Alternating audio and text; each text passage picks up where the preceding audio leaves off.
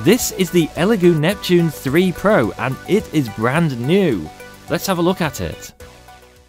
The Neptune 3 Pro feels like an entirely new machine when compared to the original Neptune 3 that I reviewed some time ago. Mainly because, well, very few of the original parts of the Neptune 3 actually remain here. On the face of it, it looks more like a premium machine, and it looks more like a new machine, like maybe a Neptune 4. It's got an obviously futuristic styling and branding, but Elegoo have chosen to call it the Neptune 3 Pro, so that is what it is.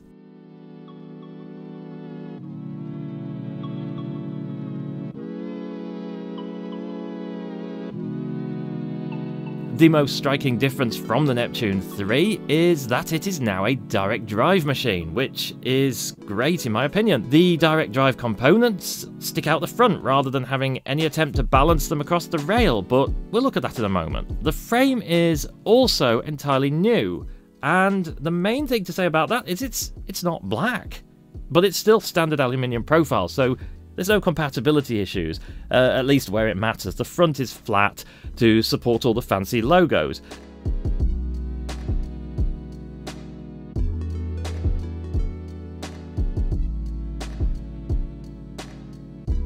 I really like the colour of these profiles. It doesn't necessarily come across in video all that well because it depends on the calibration of your screen as well as my camera, but I'm trying to show you the true colour of the footage. It's a sort of fairly metallic, dark blue. The colour goes all the way down to parts of the base, which has the usual Neptune style setup with the same motherboard actually as the Neptune 3. We'll get onto that. This is a board I like because it comes with a full-size USB-B on it instead of a micro or a USB-C, and I find that those cables are way more robust and reliable. So what else is new on the Neptune 3 Pro that I can shed light on?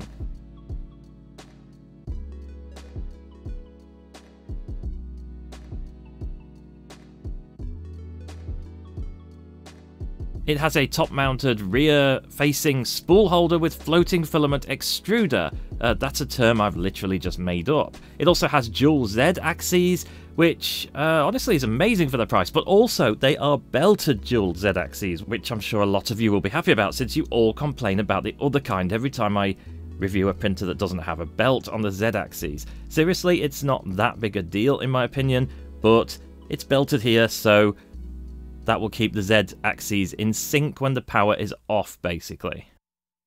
There's a PEI sheet that I can't floor as everything seems to stick to it. I don't know why that's the case, but it is better than my other PEI sheets on my older printers, and that's the case with other new printers as well. They seem to be coming with better PEI sheets. Who knows why? It might even actually just be better leveling these days, but so far nothing has really failed due to losing grip, and that's really unusual for PEI, actually. We've also got mystery bed leveling that I'll explain in a moment, and we've got some smart fan control. Talking about the price, on release it's $230, and that's the price at the time of the review, but the regular price is quoted at $300. I was told it would be available pretty soon. I've looked, and it is on pre-order right now. That's the headline features, so let's dive into those a bit further. So let's just fire straight into the huge question I have about this printer. If you've watched my last two videos on flexible filament, you will know that there's something special about this extruder. And I'm as curious as you are to find out what's going on inside here. To explain to those who are in the dark, I mean, you could go and watch the video, but this printer has an unusual ability to print flexible filaments better than printers that cost a lot more than it.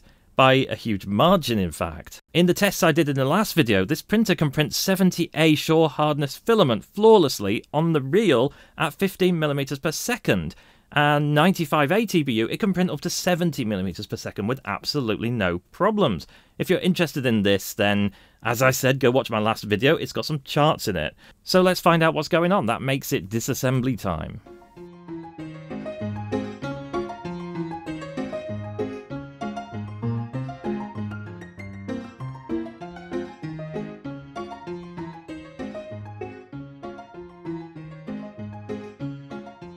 As you can see under the cooling case, housing, whatever you want to call it, there's a normal stepper in here, but we should take a moment to look over to the side. This mystery component here Do you know what that is? I will give you 3 seconds and we can pretend it's a game show. Ready? Nope, you're wrong. It's an inductive probe. What, you said that? I don't believe you. So yes, this version of the Neptune 3 has forsaken the strain gauge that the original one had, and it's replaced it with an inductive probe. Why, you might ask? Was there anything wrong with the inductive probe? Well, no, it's elementary. How on earth would you add a strain gauge to this direct drive assembly? Exactly. So this printer comes with an inductive probe, and I have to say, it works very well.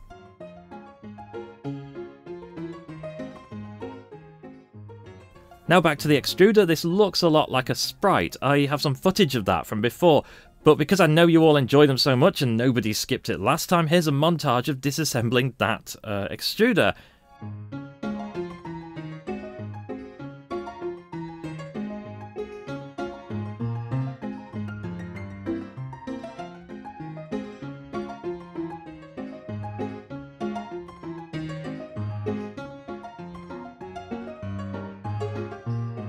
I guess this is my disassembling music now. The extruder itself is sort of BMG with a BMG-ish 3:1 ratio. It's reasonably convoluted to disassemble, as you probably just figured out. Luckily, other than for experimental purposes, I haven't had any need to disassemble it. I think these extruders, these sprite-style ones, are fairly resistant to jamming. I've not had anything stuck in there up until now. Also, you can't tell from this, but there's a PTFE tube inside there. You can't have everything. I did expect this though, as they give you a spare piece of tube in the bag with the nozzle. They wouldn't do that if there wasn't a tube inside here. So I think, in conclusion there, I'm at a loss as to why this extruder works so well compared to the Sprite with flexible filaments. It must just come down to the tolerances or the gear teeth. There's no other explanation, but there you go, mystery not solved. For the record, it does still work fine after me reassembling it. It's actually pretty easy to get back together. We need to take a moment to appreciate the aesthetics of this extruder and how Elegoo have left the perfect space on the front to... Sorry Elegoo, you know the rules, and so do I. I'm never going to give up on putting googly eyes on things. Can you get content matched on dad jokes? I don't know. Inside the base, we have the same Robin Nano DW board from the Neptune 3, so I finally found something that's the same as the original printer. My board has an actual STM32 on it. I know that's not always the case. Chip shortages, they tend to use what they can get.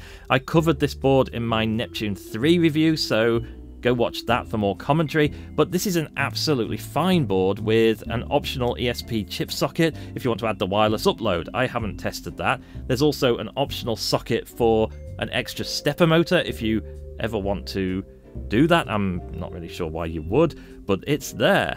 Notice the ferrules under that hot melt glue. That's good to see. Everything else looks to be in order here, as you would expect from Elegoo, and it is very neat inside the base. Also, you can see the feet on the bottom here. These are nice and chunky for good damping. The user interface in general is pretty familiar, and by that I mean it's some kind of standard UI because the icons are the same as other non-Elegoo printers I have, like the SV04. Touchscreen firmware is a mysterious thing apparently. There must be some base libraries out there with these icons in. Either way, it's all kind of logical, and by the way, the screen is capacitive, which is also a first for Neptunes anyway. This puts it in line with, say, the posher editions of the Ender 3 S1 series, like the Plus here has the capacitive screen, so it's really another more premium feature that's surprising to see at this price point. There's a couple of things I did on this printer that wouldn't normally be considered as part of a review, because I've been using it not only for everyday printing but also for testing on other videos. Like, for example, I did this extruder strength test, which is not scientific, but it peaked out about 3 kilograms when pulling PLA, which I think is quite high, so the extruder grip itself seems to be very good. I've already talked about the TPU performance, which is outstanding, and I also tested the Sunlu metafilament on this printer, and that performed well too. What's left? Just the general print quality, I guess. Well, there's actually a con here. You've seen pros up until now, but don't worry, I have finally found something to complain about.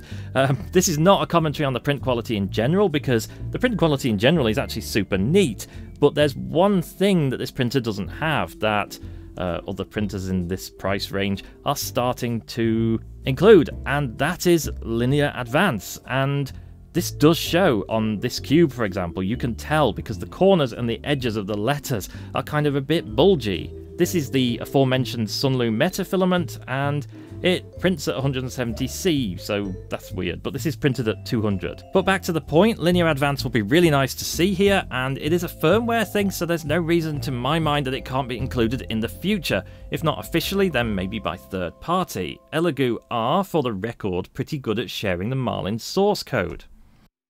Okay, on to sound levels. We can check the noise levels as the printer claims to be quiet in the marketing information, and I would say, kind of.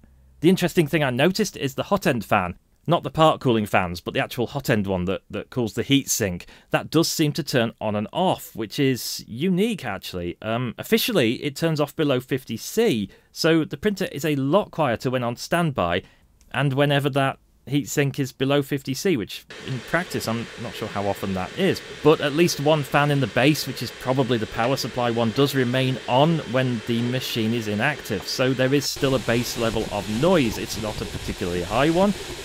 Very few printers ever turn all the fans off. I've only ever seen two printers do that, the Artillery X2 and the Hurricane, in case you're wondering. But we have the noise level results on screen. I also thought I'd mess with the noise frequency too, just because I find that matters more to people than the volume itself, so I'll put that on screen as well.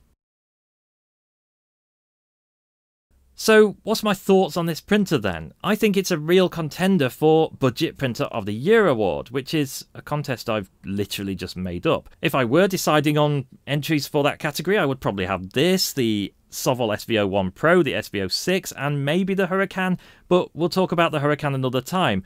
But seriously, the Elegoo Neptune 3 Pro is a serious entry into the market at a perfect time. We don't all want to spend high hundreds or over $1,000 in some case on a printer that's capable of making good prints.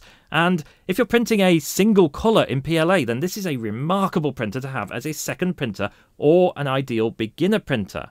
Or if you have a less capable TPU setup at the moment, like a Bowden for example, then this would be a perfect second printer to deal with that.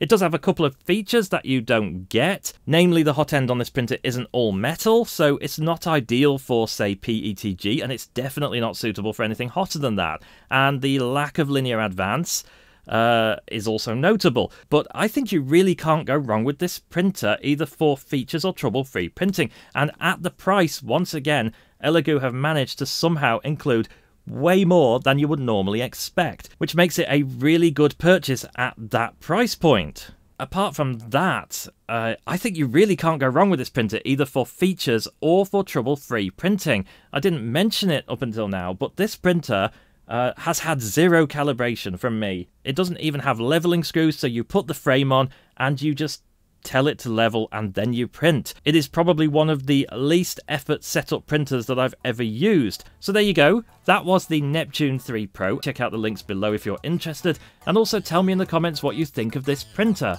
Otherwise, I will see you next time. Thank you for watching.